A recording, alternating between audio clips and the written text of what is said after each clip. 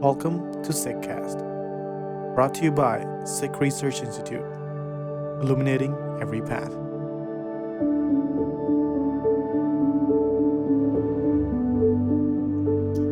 Waheguru Ji Ka Khalsa, Waheguru Ji Ki Fateh. My name is Jasleen Kaur, and I'm a research associate at SikhRI. I'm joined here today by Harinder Singh, who is a co-founder of the Institute and also the innovation director. Fateh Harinder Singh, thank you for joining. Good to see you again. Good to see you. So, Sabad Hajare Patisahi Dasmi. What does this mean? What does this title mean? What can you tell us about this before we get started? I think that the best thing to do is probably just talk about each of these words. You know, the commonly, traditionally among many Sikhs, the word is Shabad, which in Guru Granth Sahib's inspiration is Sabad. So what is this Shabad? And that's what intrigued me about it, that when we do talk about the 10th Guru, Guru Gobind Singh Maharaj, we generally don't talk about Shabads. And here is a title which says Sabad itself, what is generally called Shabad. So that's the first word. The second word, the popular word, is Hajare. Like I have done that, you know, in the context of Guru Arjan Sahib, there's a tradition to do Sabad Hajare, which are Shabads of his. And in Guru Gobind Singh Maharaj, we also use this word. And I started looking into it. And what I discovered is that it is actually Hajare, because Hajare comes from Hijr.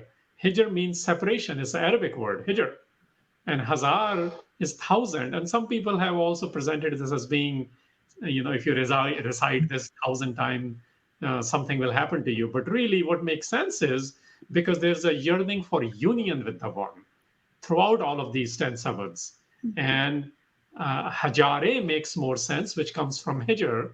And probably because, you know, nasalization of certain words has happened. Similarly, Jajja and Zazza, that has happened in the script.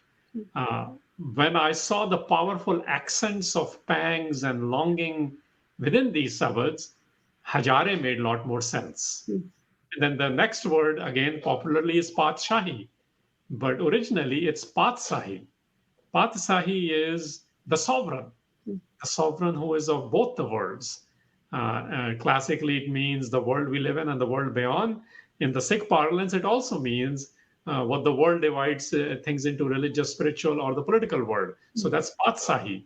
And Dasmi here means the 10th, as we see the connection between from Guru Nanak through Guru Gobind Singh Maharaj. So it refers to these sabads, which are about in separation, wanting to be in the union of the sovereign who we identify as the 10th, hence Guru Gobind Singh Maharaj. Yeah, wow, I've never thought about Hazare versus Hajare. Like don't have the linguistic background to know the difference. So that's really interesting. And I'm not saying that what is popular is wrong. There is no wrong. This is what I have discovered. Yeah. And if somebody wants to, I have also in kathas and in some explanations, people have also said it has to do with Hazra Hazur. So the way you feel the presence. But when we really look at it from a language perspective, the thematic perspective, and the original impetus, the Hijr and Hajare makes more sense. Very cool. Very interesting. I was going to ask you, because, you know, we both work on Guru Granth Sahib project, and something that we've talked about a lot as a team is that, like, even though we are working on things as like a SikhRI project, there is we always use the word selfish, and I don't really like that word, but it's like there is a personal investment that we have in these projects. And I can see it anytime we're working on any Bani, any composition. And so I wanted to ask you kind of a twofold question, which is why this project from a SikhRI angle, but also like why this project from a personal angle? Like, what does it mean to you? Because I think that's what makes the work we do so much richer. Yeah, I was just curious about that. Well, the part of the curiosity can be fulfilled by, let me see if I can share two responses. The SikhRI part is very simple. Every year, we try to find something new, something inspiring, something which can connect the seekers with the Guru's wisdom, Guru's mat, Gurmat, because we are a Gurmat-based organization. We like to present things from the Guru's mind as we can interpret and understand. And that's what creates the Guru's thought or Guru's wisdom. So the seekers, those who are wanting to develop the relationship with Guru Gobind Singh Maharaj through his wisdom, as well as those who are studying Guru Gobind Singh Maharaj and the Sikhs, they can all figure out how to see, how to visualize the Guru through the Shabad, through the wisdom, through the infinite wisdom within the Shabads, instead of the portraits. Because a lot of focus has been on the portraits lately as well. And it will always be there. It was there 100 years ago, it will remain in there in its new forms. But can we connect it through the Shabads? The Shabads which are attributed to Guru Gobind Singh Maharaj, can we understand the wisdom within there? And can we explore that? So that's the SikhRI angle to it. Personally, as well as in SikhRI, I would say this particular point, we work on a project together on Asa Kiwa. Remember, there's a line in there in one of the podis, Satgur Vadda Kar Salaiya, jis vich vadiyan vadiyaiyan. That it is to the Sikhs of the Guru to be able to praise and tell the glory of the Guru, of the eternal Guru. And we identify that Guru Gobind Singh Maharaj, Guru Nanak Guru Gobind Singh Maharaj are the embodiments of that wisdom, which came from the ultimate wisdom, which is the divine, the Koankar, the one force, which is creative and pervasive. So this is an attempt to tell the greatness of Guru Gobind Singh Maharaj, because he has greatness within him, in his life, in his wisdom, in the way he lived on this earth. And even if those who believe that this is not directly his contributions or his compositions or his Bani, it's okay. They're describing his thought process. So this is where my personal element comes in, where I believe that there is a very widening and very painful and very worsening gap between the well-wishers and well-intentioned people who are otherwise very panthic regarding some of these compositions. So I looked at, can I work on something with the team here so we can actually try to minimize that gap? So we can at least agree on the wisdoms of it. And the word Shabad is being used here. Patsa is being used. Dasmi is being used. And it is about the Hijr. It's about ending our separation with the One. So I thought this could be one way to bring who are otherwise very well-intentioned, well-wishers within the Sikh community who are taking some strong positions on Bani's attribute to Guru Gobind Singh Maharaj. And these set of 10 help us at least understand some of the wisdom of Guru Gobind Singh Maharaj. Yeah, I think that's important, because we've sort of talked a little bit about, like, it feels like there's like a barrier to getting to know Guru Gobind Singh a lot of the times, because we get caught up in these arguments about like what is authentic and what isn't, and that just becomes the starting and ending point of the conversations we have. And so I for a long time felt like I didn't really know Guru Gobind Singh in the same way that like we sort of are able to and emphasize the importance of like learning or getting to know about Guru Nanak Sahib, for example. So I definitely, like, even coming to like Jap Sahib was really late for me in life. Like it was like a thing that I kind of thought was controversial or people had disagreements about. And so it's interesting and sad that we've created these kinds of arguments that obstruct us from even getting at the thing that we're arguing about to see what it could teach us or show us. And so I really appreciate that. I'm really excited to kind of get into these. So, Jasleen, I've had conversations on this matter with other people, including some very big brand artists, who are drawing Guru Gobind Singh Maharaj in the portrait capacities, whatever they might be. We can have disagreements on that. But when they ask me for opinion, and I ask them before I say anything, what did you do to visualize Guru Gobind Singh Maharaj? And they don't have answers, because we are not making an attempt to create something. I mean, connection comes later. First there is beauty, there is elegance to things, and then those things inspire us.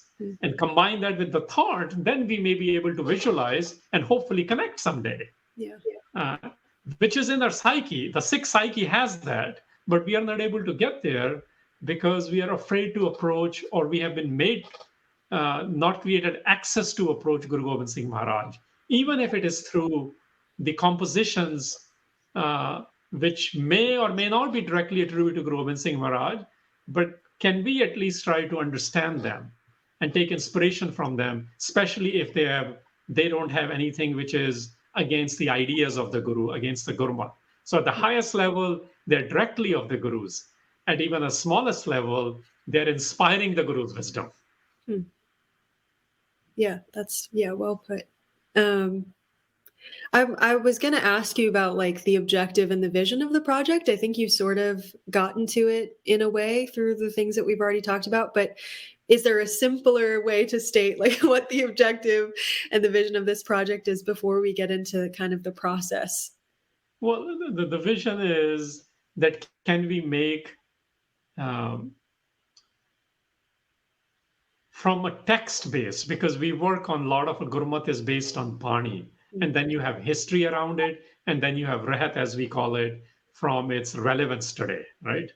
So when it comes to Guru Gobind Singh Maharaj, we need to be able to find that space of Bani. And this is an attempt to create that space. This is not to fuel divisions. This is to actually lessen that. And from a seeker's perspective, it is Sabad. The language, for example, here, it's Braj language with plentiful sort of incredible context of what we generally call popular Hinduism now. What are the yogis up to? What is the Shaivite system? What is the Vaishnavite system, which is popularly called Haris and Krishnas and Vishnus, and asceticisms and worships and idolatries and all sorts of things. That's the context of Guru Gobind Singh Maharaj. And in these compositions, these 10 sabads, you have 6 rags also, which is again in line with larger Guru Granth Sahib, right? Those 6 rags are also found in Guru Granth Sahib. Rag Ramkali, Rag Sorat, Rag Kalyan, Rag Tilang Kafi, Bilawal and Dev Gandhari, and one of them is in Khyal Gaiki. So there is a lot of correlations there. The 9 of the 10 Shabads have Rahau lines in them. Only the Khyal one doesn't. So that again is a big thing. Where are we asking to be pausing and reflecting in the context of what these Shabads are saying, instead of getting confusions and be involved in the doubts, because that's where seekers are, right? They need, what is the Shabad telling me to connect with, so I can end my separation? And a lot of historicity is around them too. Generally accepted view is, other than the Khyal Shabad, Mitar Pyare Nu Shabad, that was in the Machiwade jungles. Rest of them were their origination spot or space is Anandpur Sahib. So there is a lot of that going on, and they inspire us to create our protocols, which have been articulated in various ways, but it is coming out of these Shabads. So really, the vision I was having, to be honest, it was last year around this time. And I was looking at that how in last 5 years, we are commemorating Guru Gobind Singh Maharaj. The kind of vocabularies we have done and the exhibitions we are doing, how they are not connecting people, and we are actually become quite vulgar in our approaches, and they're not helping anyone. How can they're not helping scholars, they're not helping deep dive students, they're creating more wedges. So what can we do so this elegance, this inspiration, this connection can come out for seekers at least? Yeah. I know I don't want to get too ahead of myself, because I've already read the translations, and there's so many lines in there that are just they just hit you so right in the heart, the way that like the rhythm is and the way that the phrasing is and the like attributes that are invoked are just so beautiful. So I'm really excited to get into that, but I won't get ahead of myself. I did want to ask you about, but I love that element because you're excited about it, and this is what I'm hoping it will do. It will create excitement for the Guru. yeah. And if scholars want a debate, maybe they'll do better research before the debate and they'll choose better words. But really, that's not the agenda.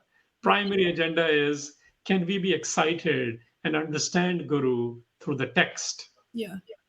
Text which is not in confrontation or against our litmus test in Guru Granth Sahib.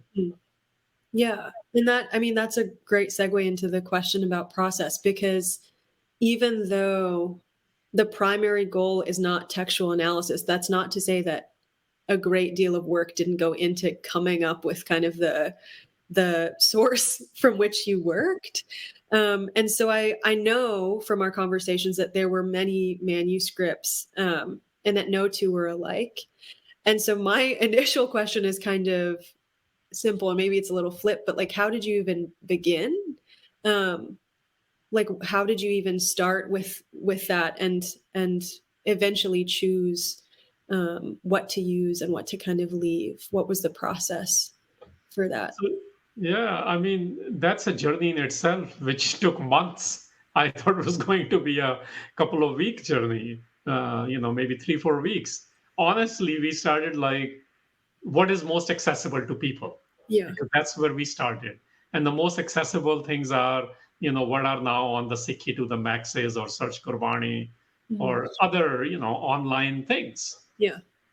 And I asked a calligrapher, Albel Singh, I said, why don't you study this? Let's use the most accessible one and let's start creating a beautiful calligraphy which we can create and display and get people inspired to the words itself. Because Sabad is word and a sound, right? So this is the word part, the beauty in the word itself, the letters themselves.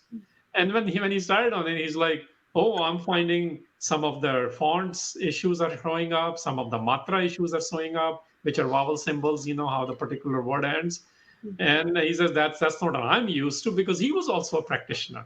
He used to recite this. So it's important, right? We are not just studying this. We are not just presenting this. We have been sort of have our own relationships with these over the years, knowing very well what the issues are in the community in the month.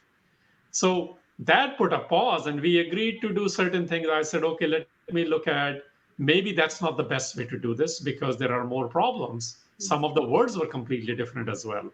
Initially, I then looked at, let's see what, there are these words, the word codex get used a lot when people are studying the Granth, regardless of their positions. So there is something called Anandpuri Codex. There is something called Baba Deep Singh Codex.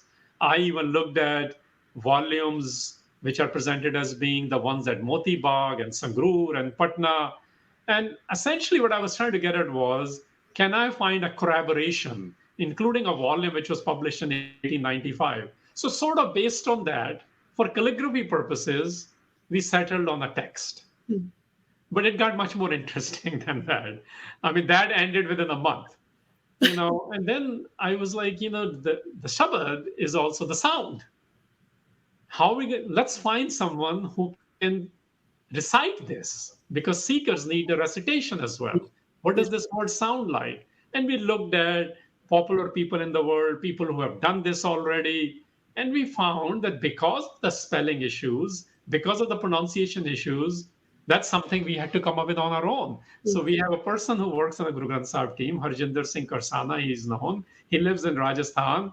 I talked with him and I said, I would like you to do this because you have understanding of the text, you have understanding of the traditions, and you have understanding of the language. And he has his own relationship with these because he has personally looked at many manuscripts. And when he created a first sample, he's like, Veerji, there are issues here. There are words which are not making sense here.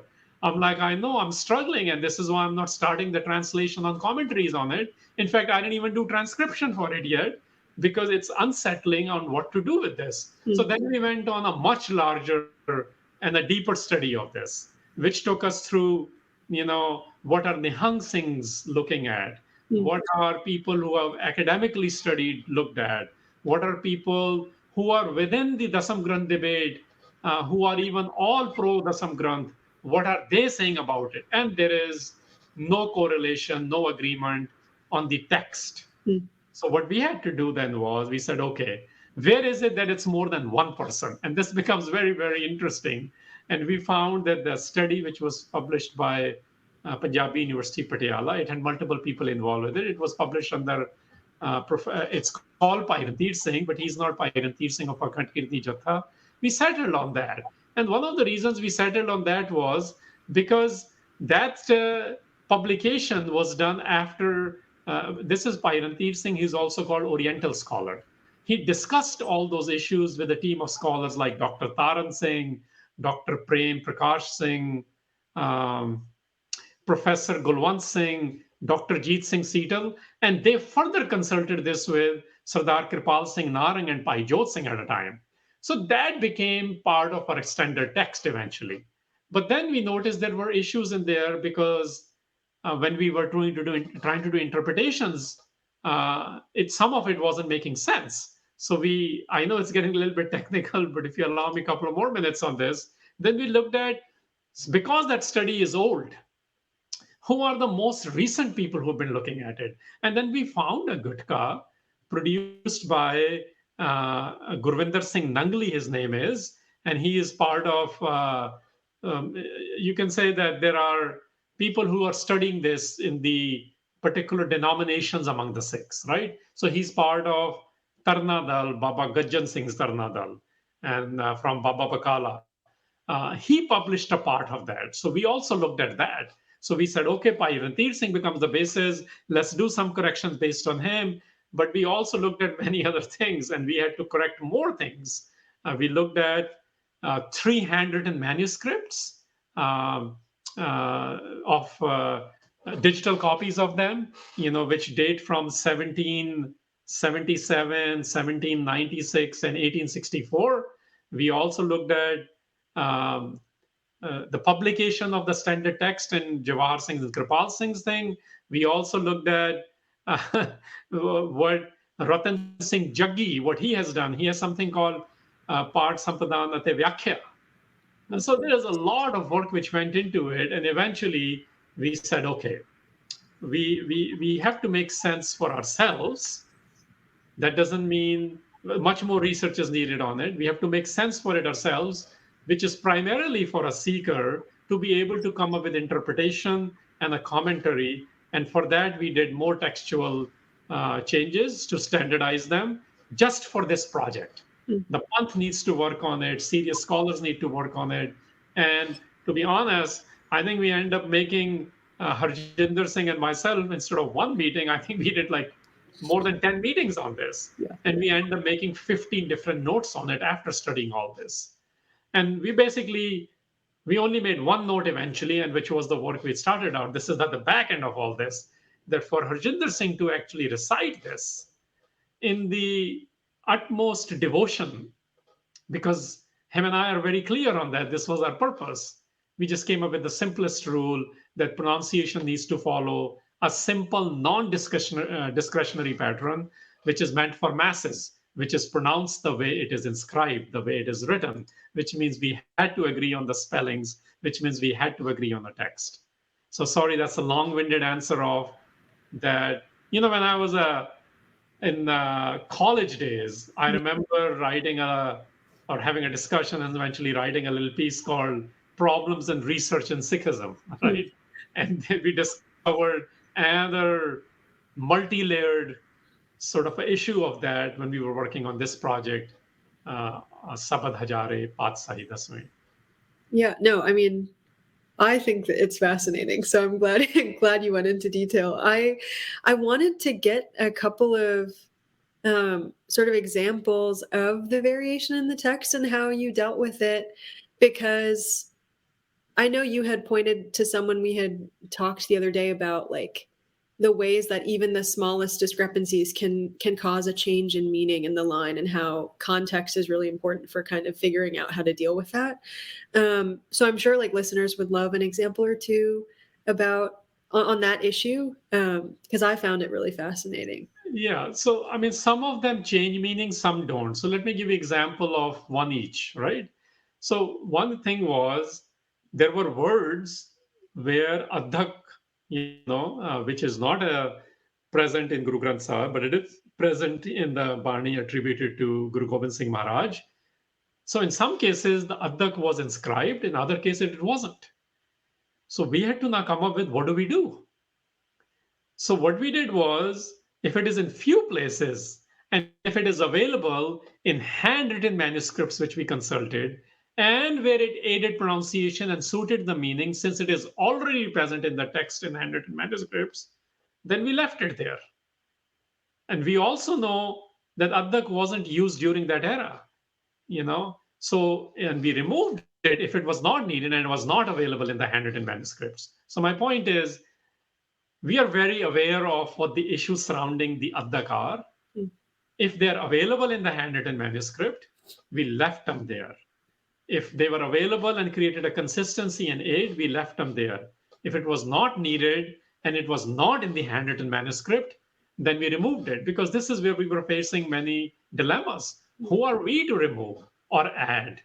And this is why we resorted to the minimum standard, that this is what we will do with it. And we applied something very similar to, there are word endings with seharis and onkars, and there's a discrepancy on so many of them. The word bhaja, the way it was written. So there are some examples. The way the word sangraha was written, where sehari was added, and bhaja, there was a dulam instead of a lav, and then ha versus ha, which are auxiliary verbs, and gadan, without sehari and with sehari. The word jat with sehari, without sehari. The word pahan without sehari. So things like that, where it changes grammatical understanding of it, but not the meaning of it. And then there were words, which I mentioned, where the meaning was completely getting changed, and we consulted manuscripts on that as well, because there is no agreement in the textual versions available. And not just available, we went into the ones which are not even available, the digital forms of the manuscripts. So the word pran versus pan is a good example of that. Pran means breath or life. Pan means hands.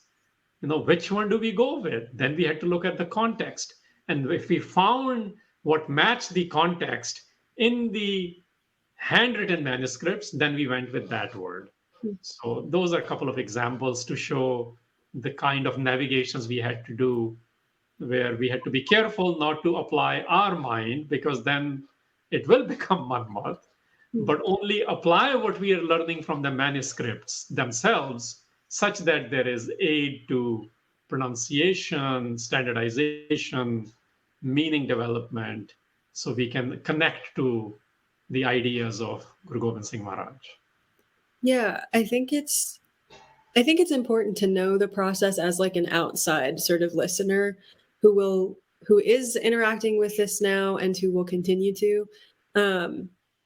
I think like part of what you said earlier about living in relationship to this text is important, because this process to me feels very much like a relationship of like a group of people who have great reverence for the text and have a sort of already existing relationship with the text, who are still trying to have some kind of conversation with it and trying to sort of, I don't know if do right by it is like a silly way to say that, but I think it's important for people like me to know that, because it was by no means a simple process. And from what I can tell, it was a process that you kind of have to have great love for the thing that you're interacting with on that level, like you have to have great reverence and great devotion in order to undergo a task that way.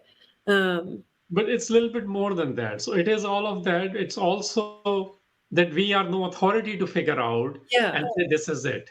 Yeah. So that's why we made extensive notes, because we know we are an infinitesimally small element, and our job is not to create more issues, but to show some, with utter respect, the difficulty in presenting this. So, a 3-month project actually became a 12-month project. Yes. And so it is Harjinder Singh, who was part of this, and Albel Singh initially. Lots of our conversations were around, but we cannot do this because we cannot find this, even if we think this is the right answer. Because how do we know this? We don't know why Guru Gobind Singh Maharaj did this, or the one who wrote this either for Guru Gobind Singh or Guru Gobind Singh Maharaj directly, why they did what they did. But if there are printing issues, if there are understanding issues between what has come out in the last 150 years. And if we go before that, where groups of people have studied this and what manuscripts are saying, if we can navigate this and try to present in a very open and transparent manner what it is, but still keep the focus on the idea, so we can develop more than the love of Guru Gobind Singh, the love of Guru Gobind Singh's ideas and what Guru Gobind Singh's thought is in the context of what we now call the Indian realities, the Hindu and the yogic realities. Yeah.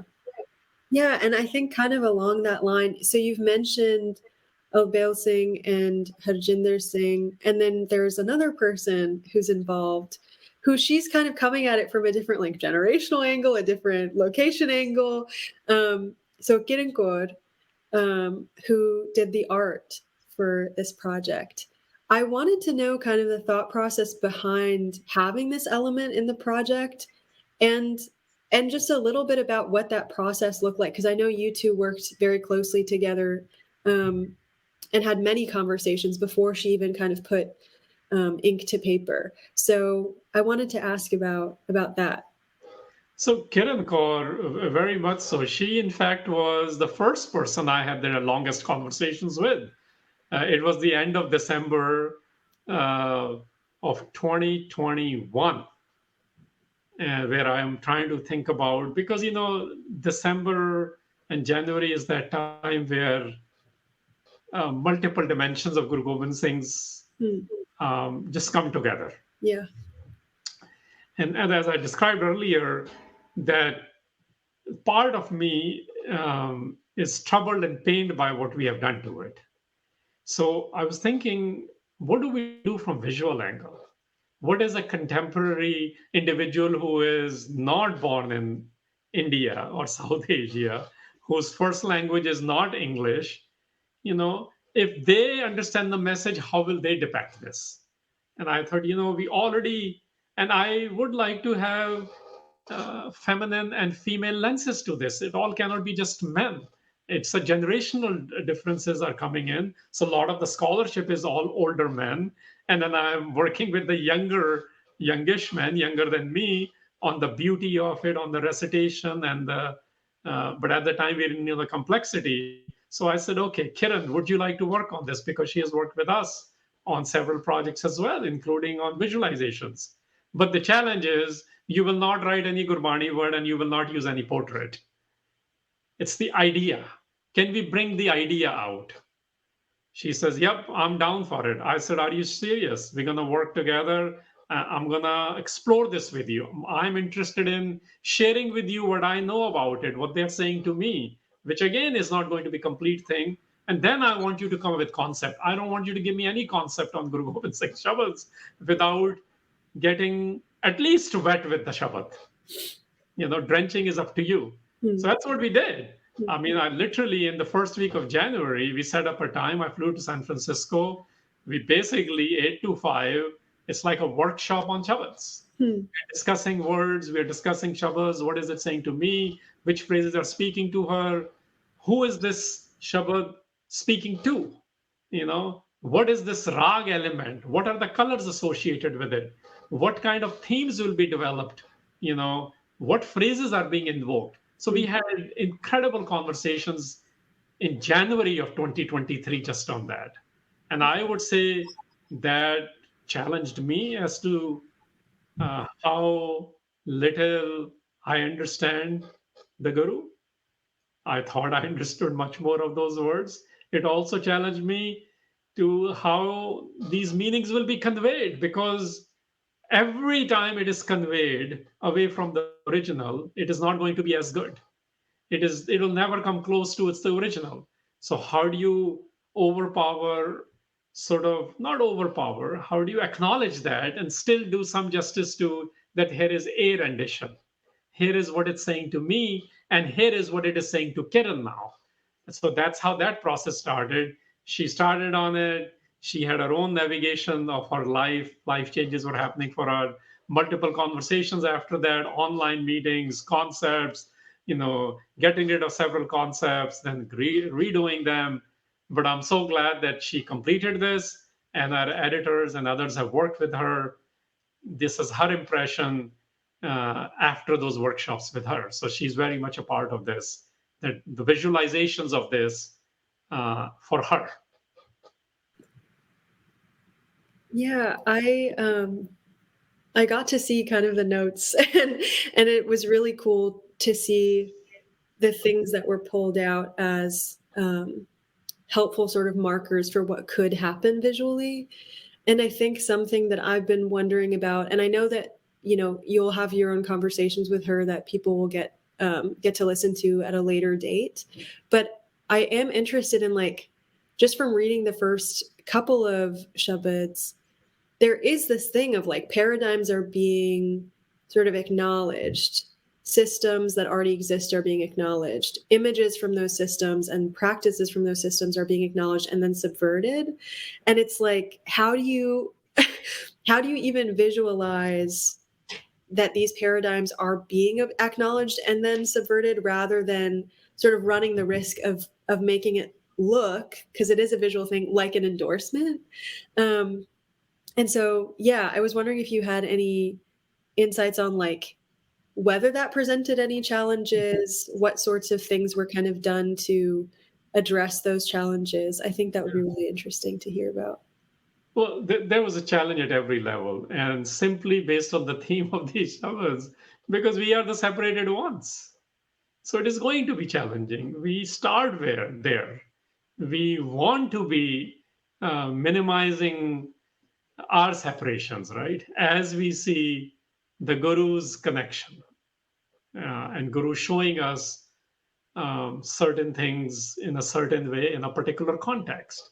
So, for example, when Kiran did a couple of concepts, Kiran Kaur, and she thought she had it. I'm like, okay, so I looked at it. I'm like, this is actually bringing out what is being rejected. So it's our perceptions also, right? But she thought she was, and then we looked at through more eyes, and then we said, okay, maybe this needs to become more subtle. So what you said, how do you acknowledge? But that is not what the Guru is after. Guru is acknowledging that you do this, we do this, people who identify these practices do this, but he doesn't do this. And he does not acknowledge it for his connection with the one. So those kind of challenges very much were there. How do you keep, another challenge was, how do you show the continuity of all these? Which elements will change and which elements will remain the same? So we had a lot of discussions on those elements. So this was not a hurried thing. We cannot do anything hurried with Gurbani or related to Patshas. It just doesn't work. And when we do this, it becomes something else. And I'm not saying this is going to be not flawed. It is very much flawed. Everything we are doing, interpretation included, is not going to be perfect.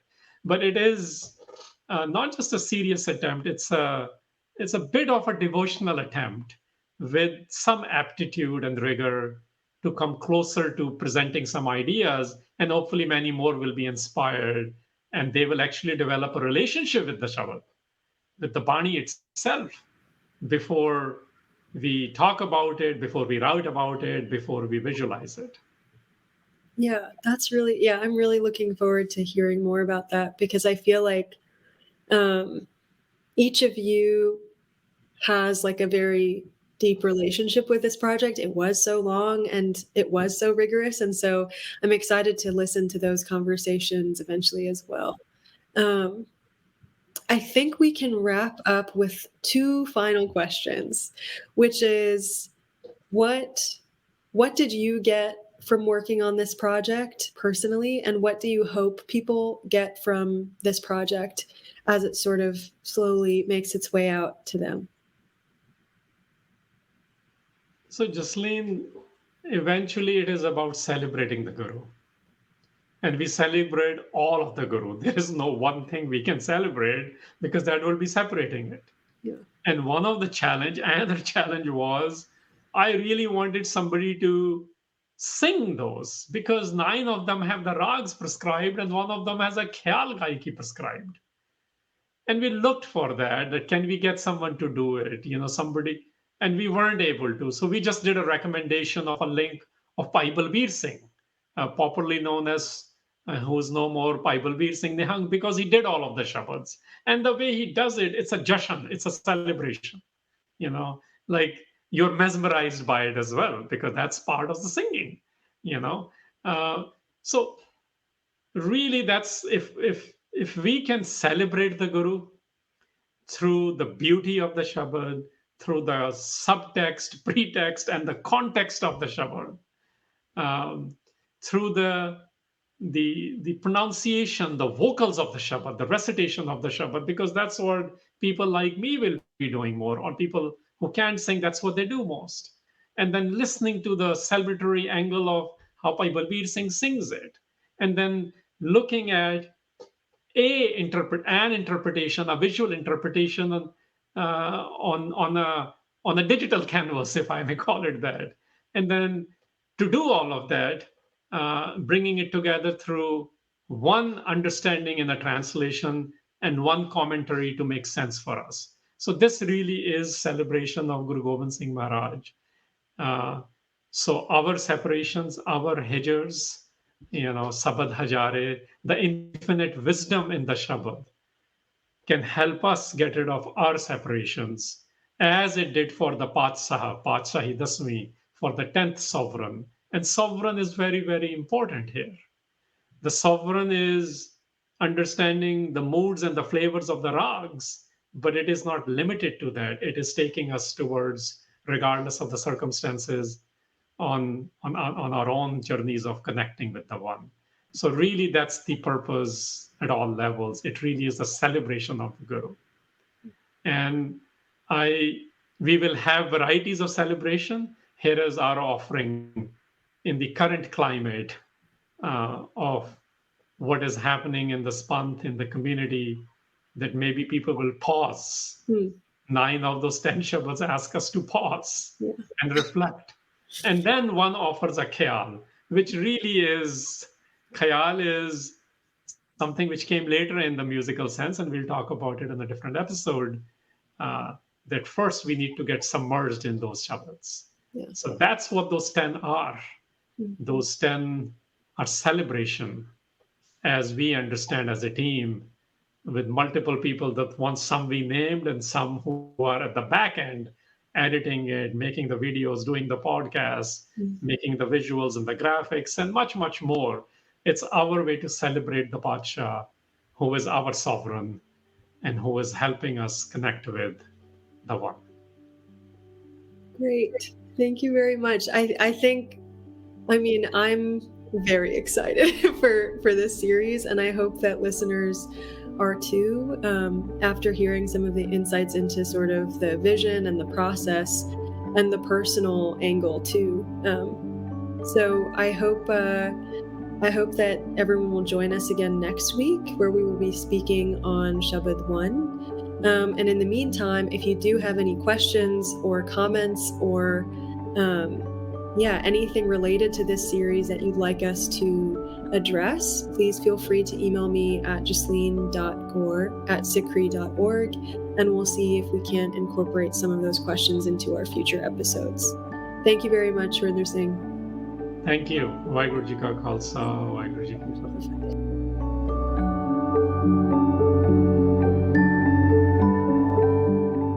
You are listening to SikhCast by Sikh Research Institute, illuminating every path.